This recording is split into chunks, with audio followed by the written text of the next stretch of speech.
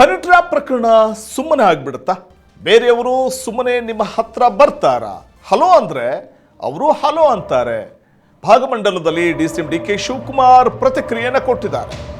Honey trap ಪ್ರಕರಣ ಸುಮ್ಮನೆ ಆಗ್ಬಿಡುತ್ತಾ ಅಂತ ಪ್ರಶ್ನೆ ಮಾಡಿದ್ದಾರೆ.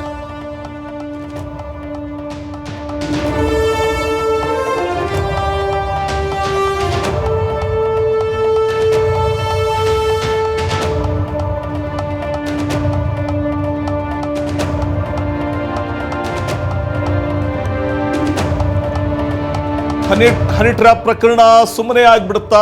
ಬೇರೆಯವರು ಸುಮ್ಮನೆ ನಿಮ್ಮ ಹತ್ರ ಬರ್ತಾರ? ಹಲೋ ಅಂದ್ರೆ ಅವರು ಹಲೋ ಅಂತಾರೆ. ಹೀಗಂತ ಭಾಗಮಂಡಲದಲ್ಲಿ ಡಿಸಿಎಂ ಡಿಕೆ ಶಿವಕುಮಾರ್ ಹೇಳಿಕೆಯನ್ನ ಕೊಟ್ಟಿದ್ದಾರೆ. ಯಾಕಂದ್ರೆ ನಾವು ಗಮನಿಸ್ತಾ ಹೋಗ್ಬೋದು, ಈ ಪ್ರಕರಣ ಹನಿ ಟ್ರ್ಯಾಪ್ ಪ್ರಕರಣ ಸದನದಲ್ಲಿ ಭಾರಿ ಗದ್ದಲ ಕೋಲಾಹಲಕ್ಕೆ ಕಾರಣ ಆಯಿತು. ಈ ವಿಚಾರವಾಗಿ ಡಿಕೆ ಶಿವಕುಮಾರ್ ಕೂಡ ನಿನ್ನೆ ಪ್ರತಿಕ್ರಿಯೆ ಕೊಟ್ಟಿದ್ರು.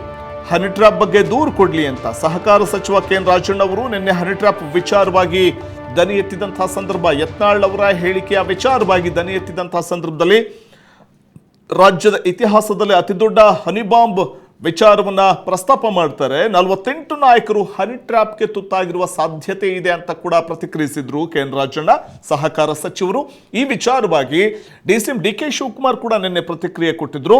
ಸಹಕಾರ ಸಚಿವ ಕೆ ಎನ್ ರಾಜಣ್ಣ ಅವರು ಹನಿ ಟ್ರ್ಯಾಪ್ ವಿಚಾರವಾಗಿ ಪೊಲೀಸ್ ಠಾಣೆಗೆ ಹೋಗಿ ದೂರು ನೀಡಲಿ, ಮಾಧ್ಯಮಗಳ ಮುಂದೆ ಬಂದು ಹೇಳಿಕೆಯನ್ನ ನೀಡಿದ್ರೆ ಆಗದು, ಇದರಲ್ಲಿ ಯಾರಿದ್ದಾರೆ ಅನ್ನುವಂಥದ್ದು ಪತ್ತೆ ಮಾಡೋದಕ್ಕೆ ತನಿಖೆ ಆಗಲಿ ಅಂತ ನಿನ್ನೆ ಡಿ ಕೆ ಶಿ ಹೇಳಿದ್ರು.